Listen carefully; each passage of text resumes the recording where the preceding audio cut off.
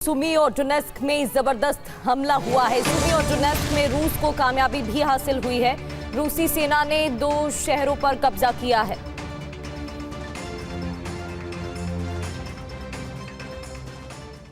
तो यूरोपीय देश फैसला कर चुके हैं कि अगर यूक्रेन को तबाह करने के बाद रूस आगे बढ़ा तो यूरोप में युद्ध का सबसे बड़ा मोर्चा खुल सकता है। इसके लिए ब्रसेल्स मीटिंग में काउंटर प्लान भी बनाया गया। अब यूरोपीय देशों ने तय किया है कि रूस को लंबे वक्त तक यूक्रेन युद्ध में उलझा कर रखना है। इससे रूस के पास हथियारों की कमी हो जाए, लेकिन रूस ने भी नया प्लान तैयार किया है जिससे यूरोप में हड़कंप मच गया है। क्या है ये प्लान, इस रिपोर्ट में आपको दिखाते हैं। ब्रसेल्स मीटिंग भी बेनतीजा रही, लेकिन उससे संकेत मिल गया है कि अब कभी भी यूरोप धधक सकता है।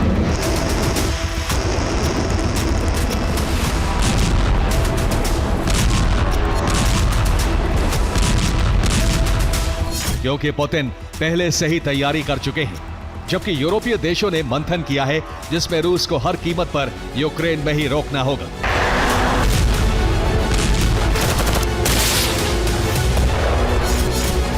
जो नया प्लान बनाया जा रहा है उसके मुताबिक रूस को यूक्रेन युद्ध में फंसा कर रखा जाएगा।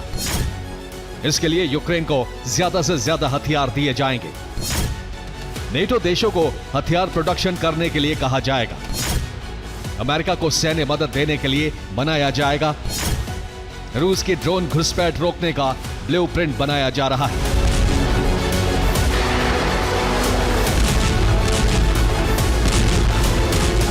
इसके अलावा रूस की सीज संपत्ति से यूक्रेन को फंडिंग करने की तैयारी है।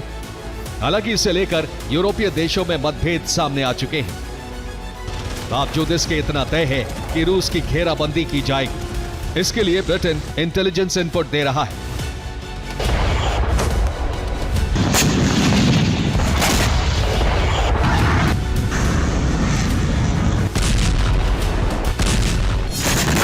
बाल्टिक सागर में नेटो ड्रिल कर रहा है, जबकि काला सागर में ब्रिटेन के ड्रोन लगातार सर्विलांस कर रहे हैं। साथ ही एक तरफ कैलिनिनग्राड की घेराबंदी की जा रही है, दूसरी तरफ सेवेस्तोपोल पोर्ट पर भी यूक्रेन ने हमले बढ़ा दिए हैं।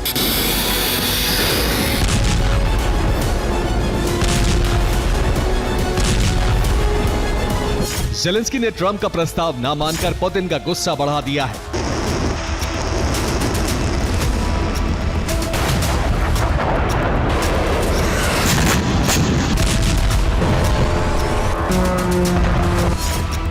अब पुतिन ने धमकी दी है, अगर यूरोप ने यूक्रेन को फंडिंग नहीं रोकी तो यूरोप में युद्ध का विस्तार होना तय है। इसके लिए जिम्मेदार नेटो देश होंगे।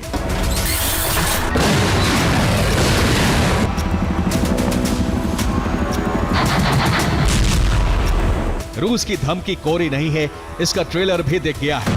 यूरोपीय देशों में ड्रोन घुसपैठ हो रही है, जिन्हें मार गिराने का आदेश दिया जा चुका है। रूस अभी भी नहीं रुका है। अब रूस के ड्रोन तुर्की तक जा पहुंचे हैं, जिसे मार गिराया गया। जबकि इससे पहले रूस के ड्रोन बॉस्फोरस की खाड़ी तक पहुंचे थे। तब तुर्की ने धमकी दी थी, लेकिन अब तुर्की ने ड्रोन मारकर सीधा अलर्ट जारी किया है कि वो रूस से टकराने को तैयार है।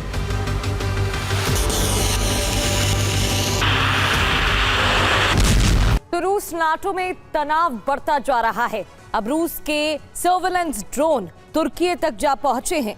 ड्रोन रूस के काला सागर में पड़ने वाले सेवेस्तोपोल बेस से 500 किलोमीटर दूर तुर्की के पोर्ट सिटी इज़मित तक पहुंच गए हैं। तुर्की का दावा है कि रूसी ड्रोन उसके नेवल पोर्ट की जासूसी कर रहा था, जिसके बाद इज़मित में हाई अलर्ट जारी किया गया।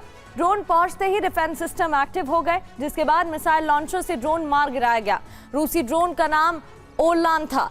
इज़मित तुर्की का बड़ा कारोबारी बंदरगाह माना जाता है। ड्रोन मार गिराने के बाद रशिया को धमकी तक दी गई है, फिर ड्रोन घुसे तो तुर्की ऐसे ही इसी तरह हमला करेगा, ये भी धमकी दी गई है।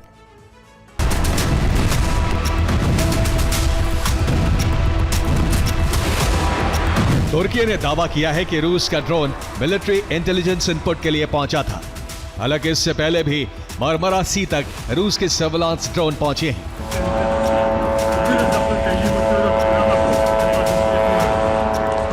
लेकिन तुर्की के एयर स्पेस में नहीं गए थे। तुर्की की धमकी पर रूस ने कोई प्रतिक्रिया नहीं दी है, लेकिन इतना तय है कि नेटो देश तुर्की से संबंध बिगड़ सकते हैं।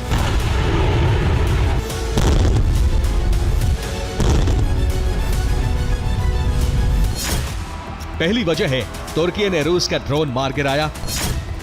दूसरी वजह है यूक्रेन को तुर्की से TB2 ड्रोन की सप्लाई। तीसरी वजह है नेटो सदस्यता पर तुर्की ने फिनलैंड को समर्थन दिया था।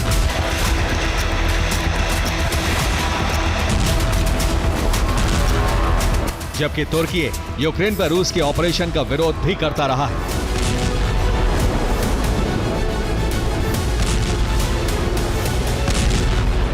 अगर नेटो से रूस का टकराव बढ़ा तो तुर्की फ्रंट लाइन पर आ सकता है। रूस को आशंका है कि युद्ध का विस्तार कभी भी हो सकता है, इसलिए पुतिन सैन्य तैयारियों में जुट गए हैं।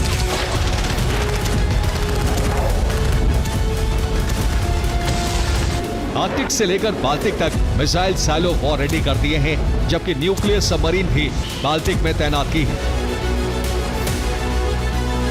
लेकिन सबसे बड़ा कदम बेलारूस में उठाया है, जहां ऑरेस्टिक लगाकर बता दिया है कि रूस कभी भी परमाणु मिसाइल से हमले कर सकता है। जबकि यूरोपीय देश रूस के न्यूक्लियर बेस कैलिनिनग्राड की घेराबंदी में जुटे हैं, क्योंकि वहां रूस ने परमाणु हथियारों की तैनाती की हुई है। और कैलिनिनग्राड लिथुआनिया बॉर्डर करीब 261 किलोमीटर लंबा है। इस पर रूस ने 5 लेयर सुरक्षा चक्र तैयार किया है। रशिया का एटमी बेस कैलिनिनग्राड पहली लेयर में गहरी खाई है। दूसरी लेयर की बात करें तो लैंड माइन्स बिछाई गई हैं और अगर दुश्मन टैंक लेकर घुसता है तो उसके टैंक तबाह हो जाएंगे। अब बात तीसरी लेयर की। तीसरी लेयर में टैंक बटालियन लगाई गई है जो वॉर रेडी है, यानी दुश्मन को देखते ही हमला कर दिया जाएगा।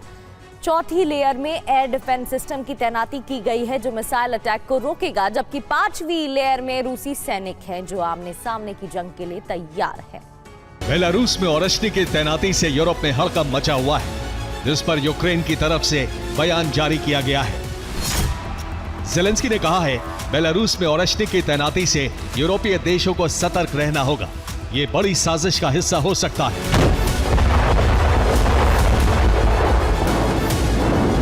ज़ेलेंस्की ने युद्ध का अलार्म बजा दिया है, जबकि वो पहले भी रूस को लेकर इसी तरह का अंदेशा जताते रहे कि रूस यूक्रेन के बाद आगे बढ़ेगा।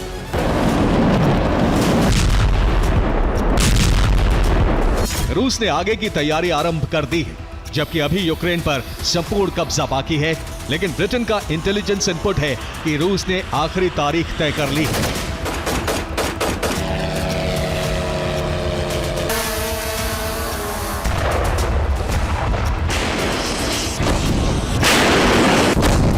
जैसे ही ट्रंप से ग्रीन सिग्नल मिलेगा, रूस यूक्रेन पर आखिरी प्रहार करके संपूर्ण खात्मा कर देगा, जिसके बाद उसके टारगेट पर पूर्वी और उत्तरी यूरोपीय देश हो सकते हैं। खतरे को भांपकर यूरोप तैयारियों में जुटा है। जर्मनी ने सैन्य भर्ती अनिवार्य करने के प्लान को सहमति दे दी है। पोलैंड वायुसेना के मोर्चे पर बड़ी तैयारी कर रहा है। F-16 और डिफेंस सिस्टम की तैनाती बॉर्डर के पास करने जा रहा है। साथ ही यूक्रेन को हथियारों की बड़ी खेप पहुंचाने की तैयारी है। अब यूरोप आर पार की जंग के लिए बढ़ रहा है, लेकिन अमेरिका की मदद के बिना यूरोपीय देश बड़े संकट में फंस सकते हैं, जबकि रूस इसी मौके की तलाश में है। Bureau report, TV9 Bharatvarsh.